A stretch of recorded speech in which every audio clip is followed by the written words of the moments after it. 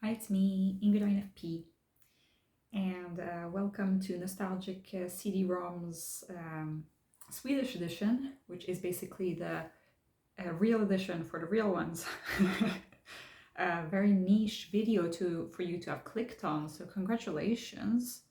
That means that you are either really interested in Swedish media or you're just a really loyal follower of my channel. But so I wanted to go through 7 of the games from my childhood, and we'll start with the one that is most internationally well known, and that's Pippi Longstocking. Pippi Longstocking, if you guys don't know, is kind of an orphan, except that she does have a dad who lives on a tropical island and who is kind of a pirate. She lives on her own, has her own way of doing things, is very silly, but she's very strong, and she has a horse and she has a monkey. And her neighbors are like from a really correct family, and she becomes friends with them, Tommy and Annika. And the CD-ROM game is a click and point game where you click, and so there's an animation, and it's very whimsical inside her house. And there were some mini games. One of them was a dress-up game, which was really fun. And the other one was my favorite, which was Pippi Longstocking would throw pancakes at you, and you would have to catch them in a saucepan. And so she would have that, and the more pancakes you caught, because it was actually really hard to catch these pancakes, the happier the little monkey Herr Nilsson would get. So I really enjoyed that game, and I spent many hours of my childhood playing it. And the other one is it is also by Astrid Lindgren, who is the author of Pippi Longstocking, but she wrote many other children's books in Swedish. And she's like a legend, an icon in Sweden. She wrote Emil i Lönneberga. So Emil is a boy who lives in the past on a farm. He's quite wealthy actually, but life on the farm is difficult. He lives there with his parents and his sister, and they have 2 servants, one woman servant and one manly servant. And they have to take care of the animals and the whole life there.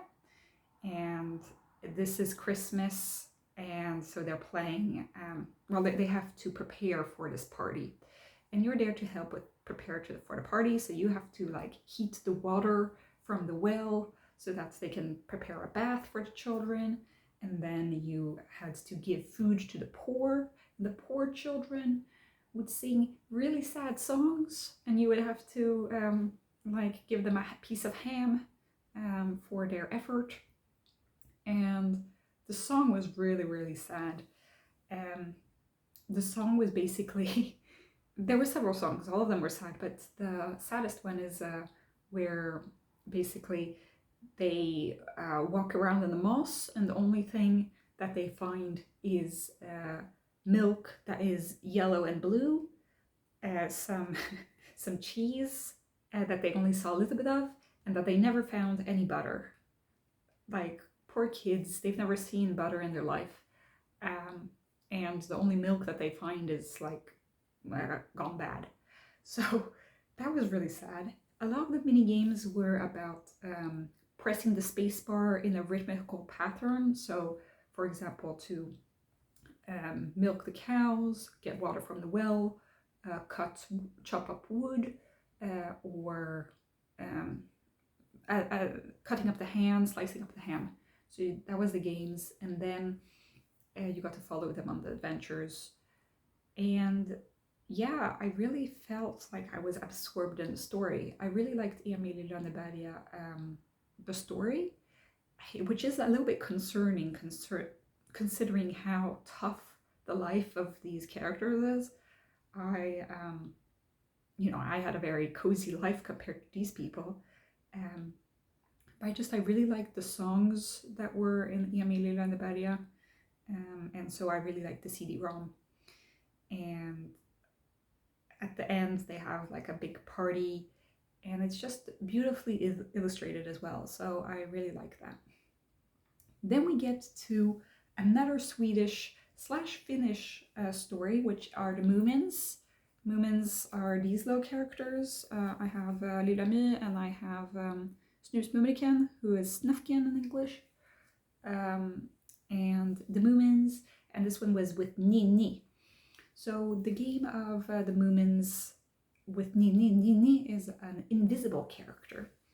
And the reason that she's invisible is because she has been traumatized. She's a small, shy girl and very traumatized. And when she comes to the Mumin's house, the Mumins are these creatures that are a family, and they're just very wholesome. And well, they're friends with these two guys. I think that Lilla My is like adopted, and Snusmumriken is just this random traveler that is best friends with Mumin.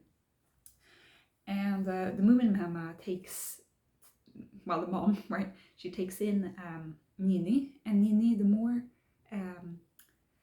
more self-confidence that she gets, the more visible she becomes. So at the beginning of the story, you barely see like her color, and then you see that she starts getting feet and hands, and then a body, and then a head with hair. And the more activities that you would do in the CD-ROM, the more visible that she would become. And the activities were really wholesome cottagecore theme.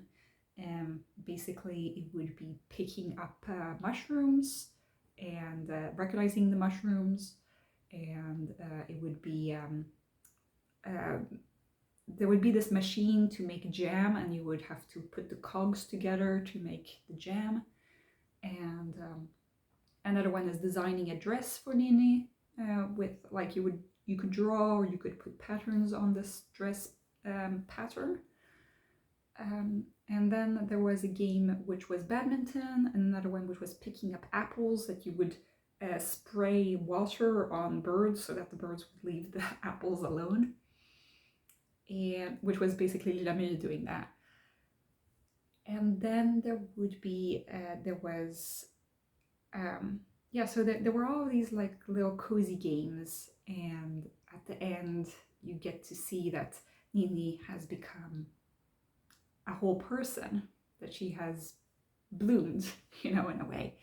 And I felt I related to Ninni in that I was a very shy girl, and I wished that I could be validated in this way, that I could build my self-confidence the way Ninni did. And so I really liked that story, and I really liked the CD-ROM. Now we get into a little bit weirder stuff, okay? The less cozy things and the more wacky stuff. The first one I'll talk about is Krakel Spektakel. That was a book that was written in the 50s, I think. And it was kind of based on surrealism. It was really strange, and it was basically a world where nothing made sense, but everything made sense just like linguistic wise, but completely nonsense, and there was a lot of absurd stuff going on. So there was a country that was called Ingalunda. Inga means nothing, nothing land. And in nothing land, nothing was happening, and everybody was just sleeping. And then there would be Neppelunda, which is where Krakel Spektakel lives. And from his name, he's a spectacle. And he has a cousin called Kusin Vitamin, which is vitamin. And he had a friend called Opsis Kalopsis. And they just have silly names. And they have silly songs in the books, and they created these songs, these song arrangements. I loved the songs as a small child, but the songs make no sense, and that's the whole point. One of the songs is about radishes, actually, for those of you who are into the Radish Raven lore. I do like radishes, I think, because of that song, which is three radishes, and all of them grow to be super huge. One of them becomes the size of a pear, and one of them becomes the size of a house. And yeah, so that's basically the point of the song. Then there's a song about a green parrot and a monk, and it's just like silly, whimsical songs. And Laprika Paprika, they were just these weird, and they sound nice, but it makes no sense. And this was basically to teach children about like the beauty of words, I guess. And there were two games that I played from this series. One of them was the ABCs, which was, the story was that there was a Hoover that had hoovered up all of the letters of the alphabet, and basically the whole of this country, this town, everything became gray because there were no letters. And so you had to play all of these little games, and the games could be based on rhyming, they could be based on finding the right letter for the word. So they were these kinds of educational games, kind of, and the people were in really strange situations. So that was one of them, which was really good. But the second one is much better, and this one is the magical Magiska Resa, which is basically it's more for older children, and it's so the ABCs one I actually got at McDonald's. Okay, you know, this was a time when you could get things out of cereal boxes, but this one I actually got as a McDonald's present. I remember we went to McDonald's for breakfast in Sweden, and you got Swedish pancakes, and we got this CD ROM. But the other one, I think that my parents actually bought a CD ROM for me, I think. Unless I also got it at McDonald's, I don't know. But it was called the Magiska Resa, and it was a magician had come to the world of Krakel Spektakel and on the magic carpet, and then he ran into a bird and fell and crashed, and then all of his magical objects fly away or run away in their magical ways, and then your job is to find these things. The only thing is that Krakel Spektakel by accident ends up cursing the magician, that the magician is stuck eating cinnamon rolls. The curse is that he has to eat all of the cinnamon rolls all day, which is a really Swedish curse that you could get. But yeah, so anyway, you are forced to figure things out in this town, and it was a lot of problem-solving games of like puzzles, and you would go to different people in this town, and they were all interested in letters in different ways. Either it was that you had to solve a crossword puzzle, or you had to like look things up in a dictionary, or you had to, there were all sorts of different games. Like you had to say if the word was a verb or a substantive or whatever. But the art style is very peculiar in the Krakel Spektakel. It's very silly, very bright colors.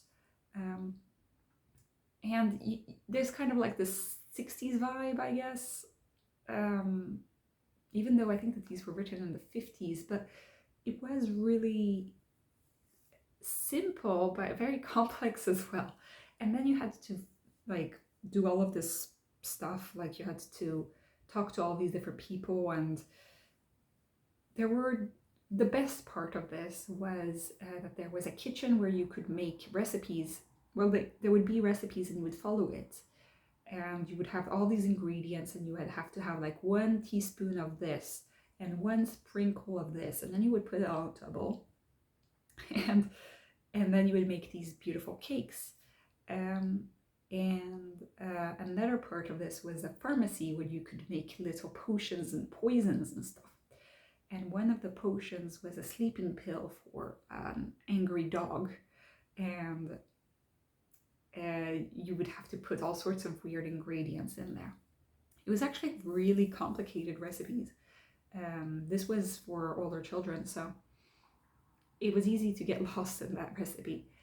And at the end you end up finding all these spells, you end up opening a secret garden, you end up doing all these things, and at the end you end up sending the magician away. And then the magician is like, oh, you did a good job actually.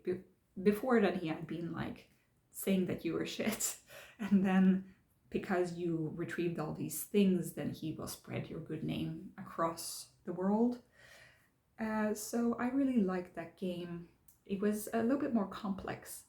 But yeah, so Krakel Spektakel is one of them, of the silly games, a little bit more wacky. I think that, you know, it used to be that TV series and books could be a lot more wacky than they are today. I think that nowadays we want everything to be so perfect, and you know, I think that they were more willing to experiment strange things then. Even though there was a lot of you know, material that is very normative, this was kind of outside the box. And the next one is very outside the box, but actually became like a big standard of Swedish homes. And it's called Fem Myror fler Fyra elefanter, or Fem Myror for short, which means 5 ants are more than 4 elephants. Which is true, right? But it's a very strange concept to think about when you're like 4 or 5 years old, you know? I was like, how can 5 ants be more than 4 elephants, you know? But that's the truth of it.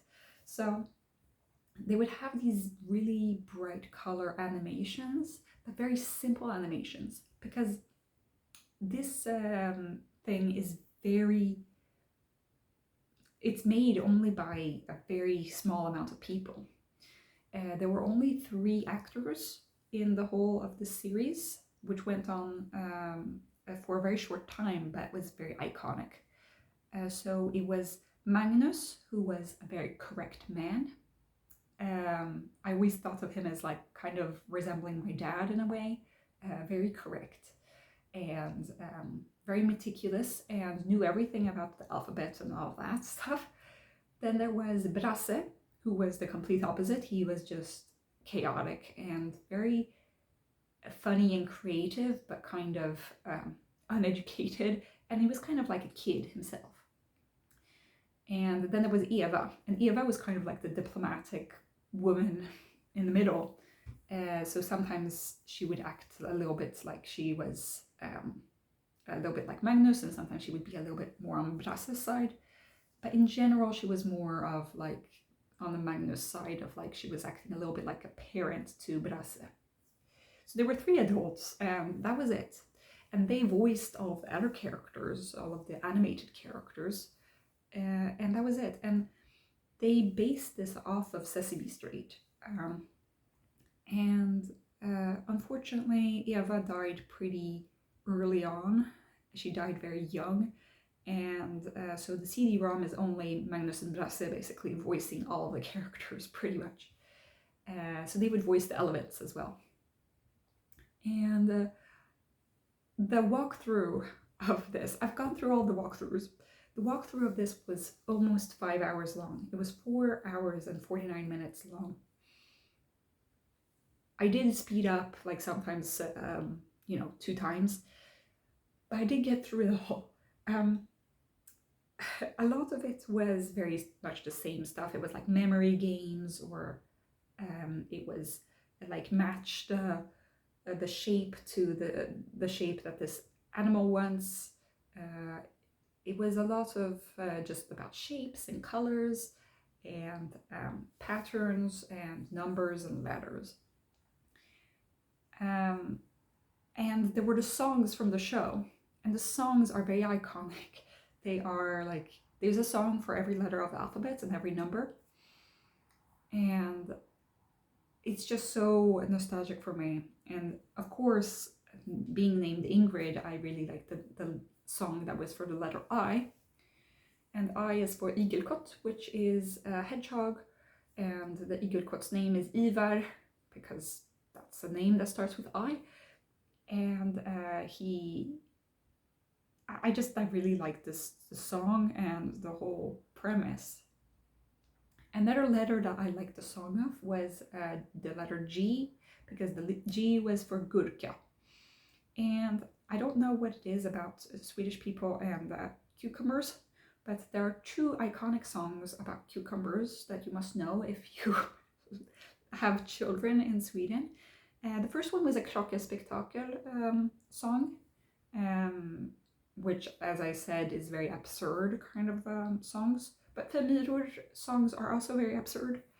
So the Krakel Spektakel is about a dancing cucumber man, Mr. Cucumber, and Mr. Cucumber doesn't have socks and doesn't have shoes.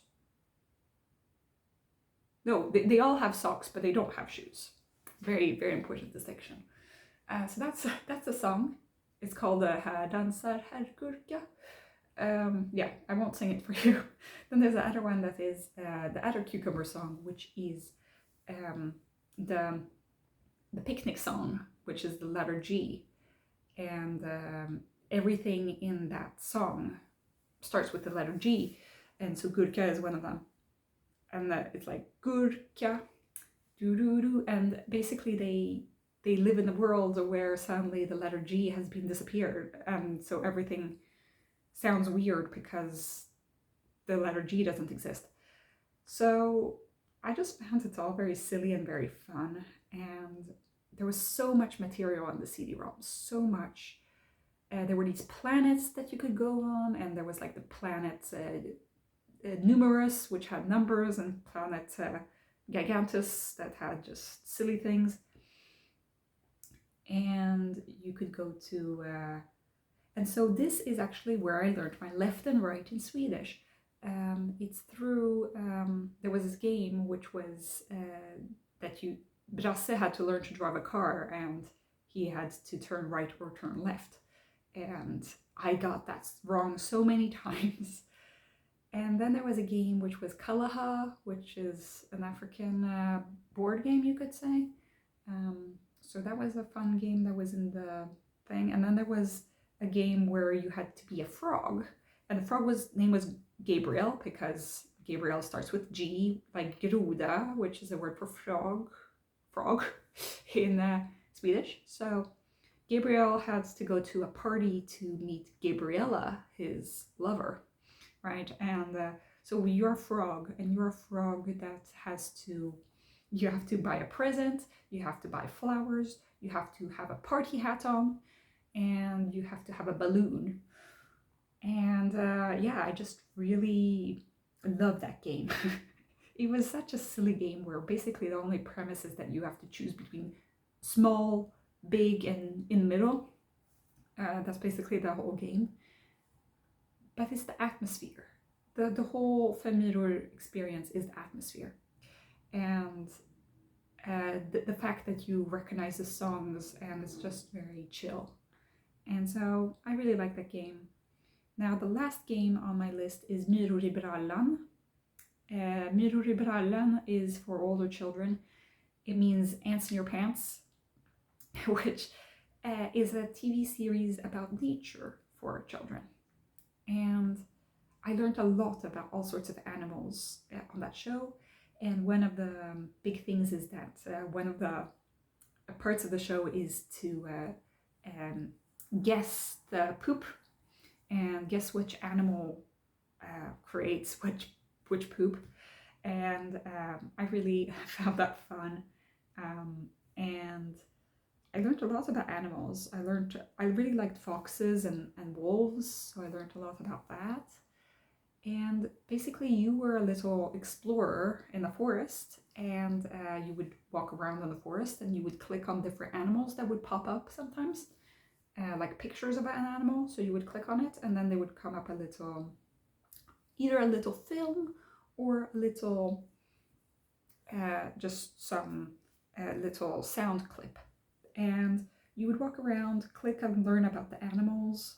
I learned about mosquitoes, I learned about birch trees, I learned about that you could paint on ice. I found that to be really exciting. I really wanted to use my paint and paint on the snow. And I learned about how to protect yourself in nature. If you're a small child, you should hug a tree and have a whistle with you. So I remember asking my parents like if I could get a whistle so that when I walked with my dad in the woods that I could have it. I wasn't a free child in the way that, baby boomers and Gen X, I guess, were more like, playing on their own all day in their backyards or even across town in the suburbs. I was basically shut in at home, or I would have to be taken somewhere with my parents. So I didn't really get that experience. But we did go to the forest sometimes, and I would be with my dad. But so I took in all of this information about the nature tricks, and I learned about different fish that you could fish, and we actually caught one of those fish once when we actually tried to fish in Sweden. Never caught another fish again, but I really liked learning about the different species. And then you would pick up trash in the forest, and then you would give them. It was actually he was supposed to be a French earthworm that was interested in like you sorting the trash. And then you would play these mini games, and these mini games would be with an animal. So you could be playing with ladybird or a fox, and there was a moose where you could throw hoops on this moose, and there was a lemming, and they would give you fruit at the end as a prize. And if you collected all the fruit, then you could put it into a machine, and the machine would turn it into a cake. And I just really loved collecting it and creating a cake. And then also while you were on your trip, the animals, if you clicked on the animals, they would poop out. And then you could collect the poop, and then you could plant it, and it would create a very special plant. So it would create like for a moose, it would create a moose plant that would look like it would have antlers, or you would have a ladybird plant that would have keys, because ladybird in Swedish has the word key in it. So you would have different constellations of that. And I just found that to be really lovely. It made me feel like I was close to nature, even though I wasn't. And I found that's important information for children to have. One of the best things was there was this video of this man, and he's the guy from the show, and he would pretend that he was snail for the day. And so he would pretend that he was walking around with a little house on his back, and then he would sit. He said that if he was a snail, he would have to walk really slowly, and all his friends would have to wait for him. And so that's why he would put himself in front of an ice cream shop and just put his house there in front of the ice cream shop. That's what he would do if he were a snail. Or there was another one where he was pretending to be a spider, and so he could hide from his friends if he could climb up walls and such, and he could spin a web in order to play badminton. So I found that to be really fun. A CD ROM. So that was the last one, and we'd better end here before I go on. But that was the CD ROMs that shaped my childhood in Swedish. So if you made it this far, congratulations. I hope that you had a great day. Bye.